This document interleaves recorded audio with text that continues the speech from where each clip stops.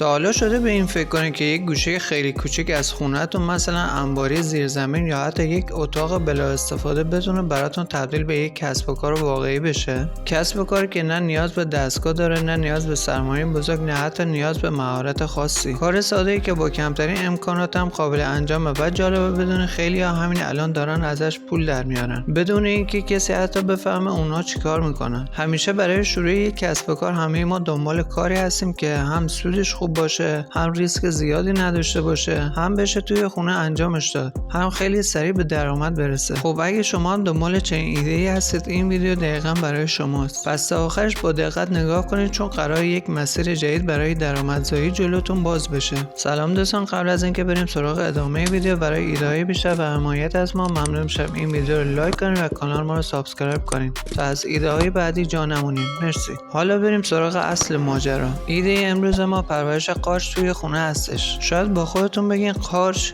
یعنی من توی خونه قارچ تولید کنم؟ بله دقیقاً، و باید بگم که پرورش قارچ یکی از پربازه ترین و سوده ترین کارهای خونگی در ایران تبدیل شده، چرا که خیلی از کارخانه‌های بزرگ تولید قارچ دارن ورشکست میشن به دلیل اینکه تعداد زیادی از مردم با تولید قارچ توی خونه دارن بازار رو برای کارخانه‌دارا خراب میکنن. حالا چرا اینقدر محبوب شده؟ چون همه شرایطش به نفع شماست. و چرا پرورش قارچ بهترین انتخابه؟ چون نیاز به فضای زیاد نداره. هم مصرف کننده ها هم رستوران ها همیشه مشتریش هستن. میتونید از یک فضای خیلی ساده شروع کنید. با سرمایه خیلی کم سود بالایی میگیرید. خیلی سریع به نتیجه میرسه. در واقع شما کاری رو انجام میدید که همیشه تقاضا براش هست و هیچ وقت بازار قارچ نمیخوابه. چقدر فضا نیاز داریم؟ در حد کمی که باورتون نمیشه.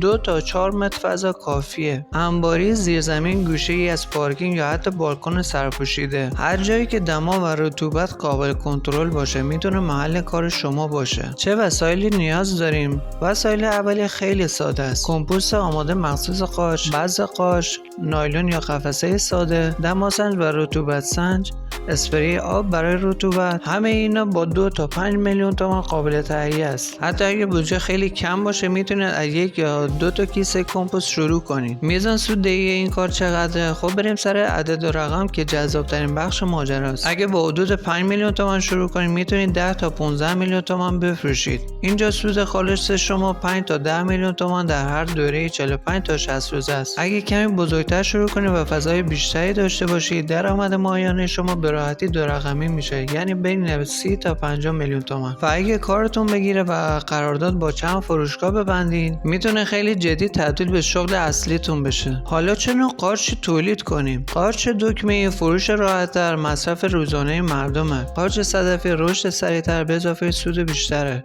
البته میتونید بسته به بازار منطقه‌تون تصمیم بگیرید. حالا چطوری مشتری پیدا کنیم؟ فروش مستقیم به مردم محله، قرارداد با میوه فروشی‌ها، فروش اینترنتی در اینستاگرام، تهیه غذا و فست‌فودها. کافیه 2 تا مشتری ثابت پیدا کنید، کار خودش بزرگ میشه. نکات حیاتی در موفقیت توی این کار. موفقیت توی این کار فقط به یه چیز بستگی داره: نظافت و کنترل شرایط محیطی. 3 قانون طلایی رو باید در نظر داشته باشید. 1. دمای محیط باید حدود 18 تا 23 درجه باشه. 2. رطوبت محیط باید حدود 80 تا 90% باشه. 3. تعبیه مناسب برای جلوگیری از آلودگی. اگه این 3 مورد رعایت بشه، سود شما تضمین شده است. مزیت بزرگ این کسب و کار چیه؟ بازارش همیشه هست. قارچ همیشه جزء سبد غذایی مردم بوده. منبع عالی پروتئین، جایگزین مناسب برای گوشت سالم و رژیمی، یعنی فروشش قطعیه. اگه دنبال یک کار خونگی واقعی پرسود، کم هزینه، کم ریسک و آینده دار هستی، پرورش قارچ میتونه همون کاری باشه که زندگیت رو متحول میکنه. تو فقط کافیه قدم اول رو برداری. از کوچیک شروع کن، تجربه کسب کن و خیلی زود وارد درآمدهای بزرگ شو.